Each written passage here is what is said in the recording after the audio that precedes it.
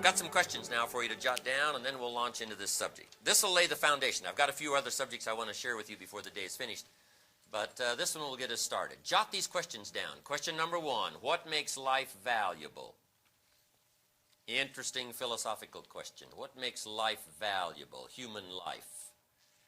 Now that we find ourselves on this spinning planet, a chance to live a human life, what would make it valuable? Second question, what makes life worthwhile?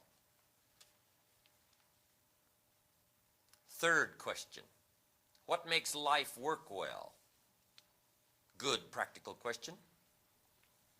Now, under work well, we could put, spiritually, socially, personally, economically, physically. There's a lot of different aspects to making life work well.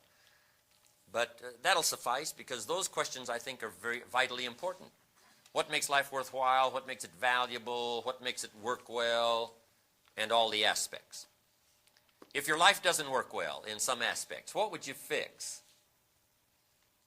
And I've got some good answers on that. There's usually about a half a dozen things that makes 80% of the difference. That's the formula. There's usually about a half a dozen things that makes 80% of the difference. Now, what's interesting about this formula is it's not exactly half dozen, and it's not exactly 80%. This is just sort of a unique way to say it. Here's another way we might say it. Keep looking, whatever the project is. Keep looking for the few things that makes the most difference. Boil it down to the most important components that'll take care of most of it. And I think if you look through a lot of major subjects, you'll come to this same conclusion.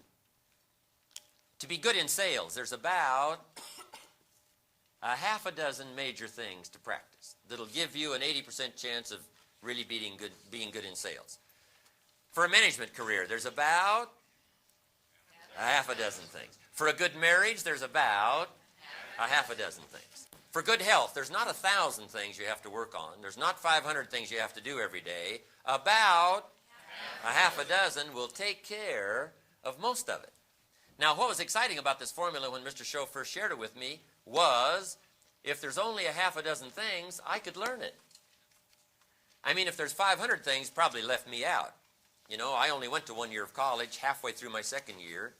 So if it's going to take a lot of education, it's probably going to leave me out. But when he said, no, there's about a half a dozen things that'll take care of most of it, whatever the project is, I said, then if it's a half a dozen, I can learn it. So here's what I found out. Life change really is very simple. It's really very easy. For financial independence, there's about half a dozen things. No one, especially in this country, needs to go without financial independence, because it's not that difficult to master. There's not 1,000 things to learn. You don't have to go through all of the technology over a lifetime. Just a few things, major things, that'll take care of most of it, and you've got it made. When I have a chance to share with my teenage friends, by the way, I've got a new book coming out, hopefully this year, if we can get it done this year, for my teenage friends, and I think the title is going to be, Of Course Kids Should Pay Taxes. It's going to be a good book. You'll enjoy it. And in boiling things down for my teenage friends, that's what they're interested in knowing. Can I do it? Can someone like me master it? And the answer is always yes. I tell them I got rich by the time I was 31. I was a millionaire by the time I was 31. My teacher taught me well that 6 years, from being broke at age 25 to being rich at age 31. And kids say, wow, how did you do that? Here's the best news I give them. It was easy. Best news they've heard for a long time. Here's somebody talking to you that got rich by age 31, and he says it was easy. 3 major reasons why I got rich by the time I was 31. Let me give you those. Number 1, I lived in America. I mean, that takes care of most of it. A democracy, a place of freedom. Everybody wants to come to America because it's easy here. People haven't plotted and schemed for 40 years saying, if I could just get to Poland, everything would be okay. No, everybody wants to come here. Neil Diamond sings, looks like everybody's coming to America. Right? They're not building rafts to get to Cuba. Everybody's trying to get to America. They're not squeezing through the fence to get into Mexico, right? Everybody wants to come to America. I mean, because this is it, right? It's easy here. Live in a country of freedom, a country where you can read every book you want to read, attend every class you want to attend, try everything you want to try. This is it. America. America's easy. For some teenagers that haven't heard that story before, take it to them. America is easy. Bangladesh would be hard. The average yearly income in Bangladesh is $100. That's hard. America, easy. You got it. Cambodia would be hard. The Khmer Rouge killed 2 million Cambodians so that the 5 million that were left would do the deal. That's hard. America, easy. You got it already. In about 90 days, you can have that memorized.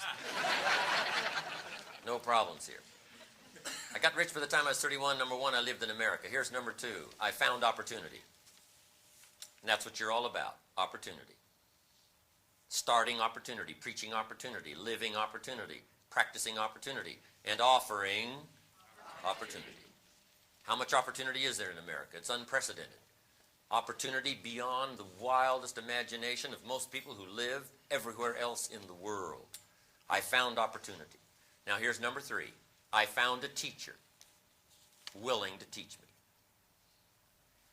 Somebody who took the time to translate ideas that I could understand, foreign boy from Idaho. And that's how I did it. Those three basic reasons. Lived in a democracy of freedom, found opportunity, found a teacher willing to teach me. And I was rich by 31.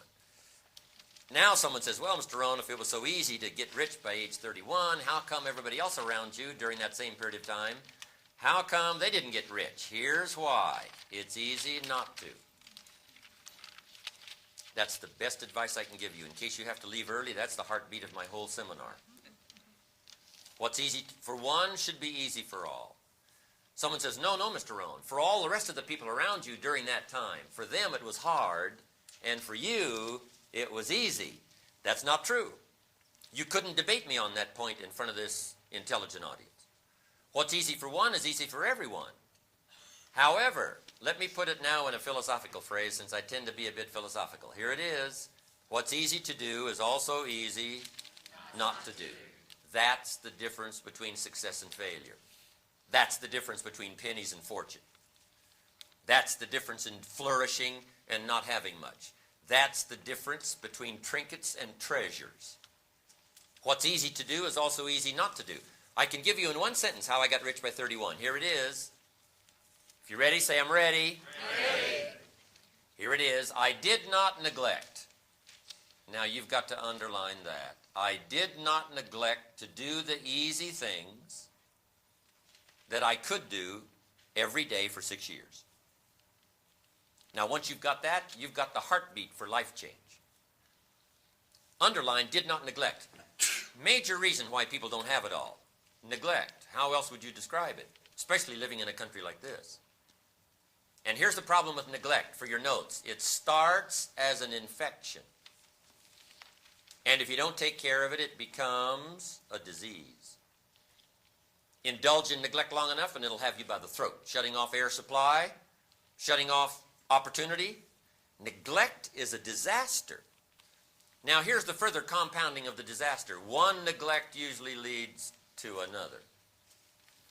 Neglect to do wise things with your money, then you'll neglect probably to do wise things with your health. Neglect to do wise things with your health, you'll probably neglect to do wise things with your friendships. Neglect to do wise things with your time. Neglect to do wise things with opportunity. I'm telling you, it starts to compound. Once the house starts coming down, it starts coming down. And it finally falls in disrepair. So, the whole clue to life change, number one, is to clean up all neglect. Because the rest of it is basic and simple. I mean, how difficult is it? My mama taught good health. My mama extended her life, the doctor said, at least 10, 15, maybe 20 years by the study of good nutrition. And she passed it on to me, passed it on to my father. My father's 92, healthy as can be.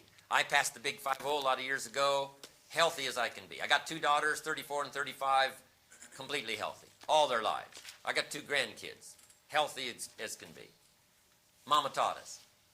About how many things? About a half a dozen things, I'm telling you. So the key is to not learn another 100 things. People aren't healthy because they know 1,000 things. No. People are healthy because, number one, they find out the half dozen things. That's number one, find out. And number two, do not neglect to practice. That's the whole key. I can't give it to you in any simpler form. Find out the half dozen things. Now, sometimes it takes a while to find those major things. We pick up one or two, and then we let it go. Finally, we master it. But the rest of it is simply do not neglect. If you'll just start cleaning up neglect. Mama taught an apple a day. Does what? I got a good question for this intelligent audience. What if that's true? You say, well, if that's true, Mr. Owen, that would certainly be easy to do. Then what is the problem? It's easy not to do. That's the problem. The problem is not lack of information. The problem is simply we don't do the information that's been handed to us. Simple stuff. An apple a day keeps the doctor away. Anybody can do it. But what's easy to do is easy not to do. Or the guy messed up the saying. The guy says a Hershey bar a day. You say, no, you've been watching too much television. It's not Hershey bar, it's what? Apple.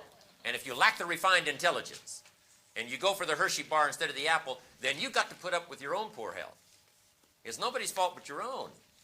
A few basics you won't practice, a few ideals you won't let them serve you, then you've got to put up with your own empty bank account, empty heart, empty soul, not enough vitality, not enough health. I'm telling you, anybody that wants to can rearrange all of that. And here's where life change starts. For your notes, I can't give it to you in any simple form. Here it is. It starts with an apple. Where else would you start if you wanted to improve your life? You don't need the exotic stuff, I'm telling you. You know, California's part weird where I'm from. Right? They're teaching crystals, rub crystals. That'll do it. But they're teaching sleep under pyramids. That'll do it. California's part weird. California teaches, some of them are moving to Sedona, Arizona. I'm telling you, where the force fields come together. And if you can live where the force fields come together and rub a crystal and sleep under a pyramid, then you'll really be successful. But I'm telling you, you don't need that. Basic 1, 2, 3 stuff is what did it for me.